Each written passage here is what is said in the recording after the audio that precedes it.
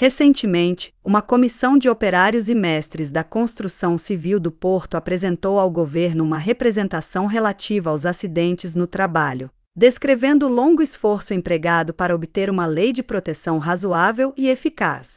Há 20 anos que se consomem em demandas e requerimentos. Em 1905 foi finalmente promulgado um decreto regulamentar ou coisa que o valha, mas ficou letra morta.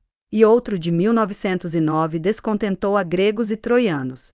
E representações para aqui, e propostas para ali, e promessas para colar, e tudo como dantes, mesmo quando, proclamada a República e avivadas novas esperanças, recomeçou o mesmo jogo, de tal modo que a comissão ameaça demitir-se e declinar toda a responsabilidade no que possa suceder. Há 20 anos. E poderão continuar assim indefinidamente, sobretudo se confiam na nova ordem política de coisas e no grande estadista fulano que, tendo decretado reformas democráticas simpáticas às classes médias, há de melhorar certamente, como se fosse a mesma coisa, a situação do operariado com um conjunto de leis redentoras que assegurem a sua liberdade econômica. Porque, se entre os políticos republicanos há quem reconheça a necessidade da organização operária e da ação direta, não falta quem veja na simples mudança do regime político a garantia de aplicação certa de válidas reformas operárias. Apesar da demonstração cotidiana de parcialidade favorável aos patrões, dada pelas novas autoridades republicanas, que acabam, por exemplo,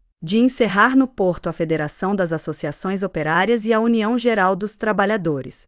E quando há monarquias onde se aplicam numerosas reformas, se há organização operária, consciência de classe e riqueza industrial. Respondendo a um deputado, disse há dias na Assembleia Constituinte Portuguesa o ministro do Fomento. Aludiu o senhor Ladeira ao trabalho dos menores nas fábricas.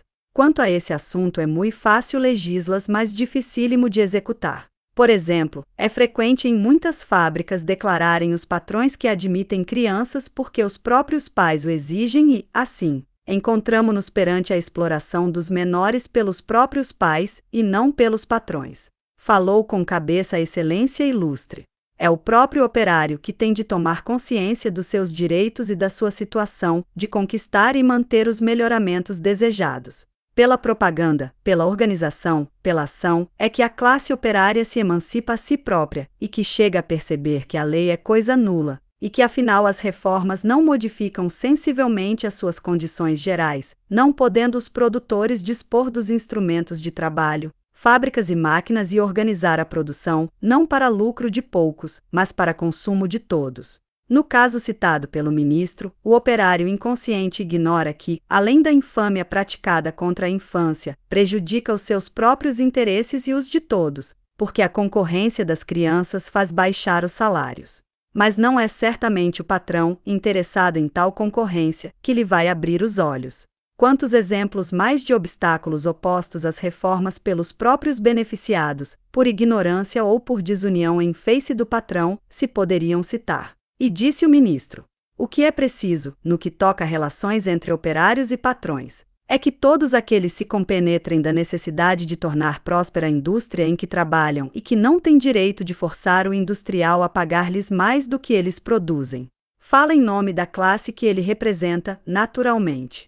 Porque se o operário se põe com essas considerações e espera pacientemente que a indústria prospere, arrebentará de fome antes de chegar ao fim.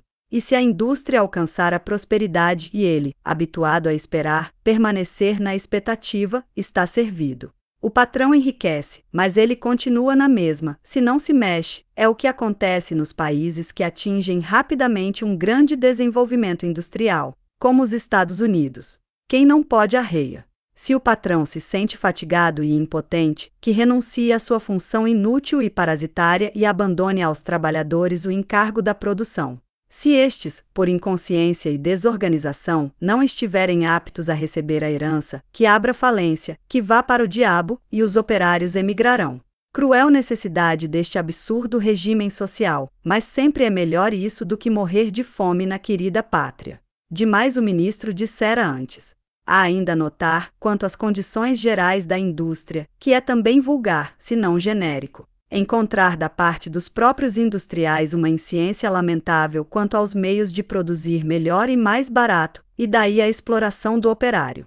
Pois bem, que os industriais se mexam, se desembaraçem, se desembrulhem, aperfeiçoando a técnica, desenvolvendo o maquinismo, para poderem satisfazer as reclamações dos operários, e estes, por sua vez, empurrados pela introdução de máquinas, irão exigindo redução de horas, para que não fiquem alguns sem lugar, e irá tudo num crescendo e numa alternação de progressos e conquistas, até ao estouro final. E então os nossos operários, fatores de progresso, impulsores da técnica industrial, habituados à luta, aos melhoramentos, à nova indústria, acharão pronta uma boa maquinaria, capaz de bem servir, sem grande esforço humano, a comuna libertada.